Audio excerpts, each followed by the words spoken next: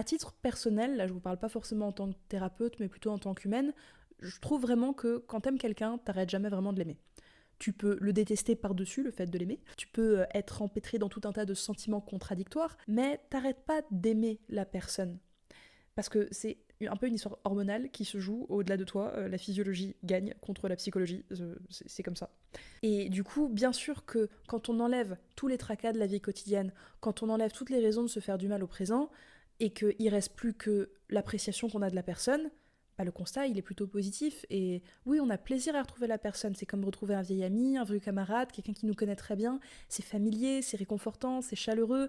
Et le fait qu'on retire toute la dose de merde qu'il y avait par-dessus pendant la relation fait que la personne redevient attrayante.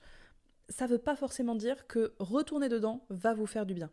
Donc, je suis pas là pour vous juger. Et de la même manière que je le dirais à mes patients, vous faites bien ce que vous voulez. Il y a pas de, c'est pas à moi et c'est à personne en réalité de vous dire ce que vous devez faire. Mais si vous avez cliqué sur la vidéo, c'est que vous avez déjà un doute.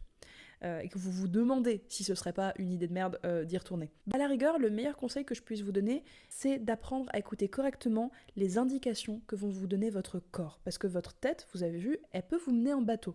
Votre anxiété peut vous raconter des films très convaincants et vous allez prendre des décisions parce que vous avez peur. Il y a aussi des fois vos envies qui font que vous allez ignorer les difficultés, dire non je veux ça, j'y vais quand même, faire des caprices. Vraiment, votre tête elle fait un peu ce qu'elle peut, mais elle n'a pas toujours les meilleures réponses. En revanche, votre corps, lui, il peut pas mentir, il peut pas se tromper.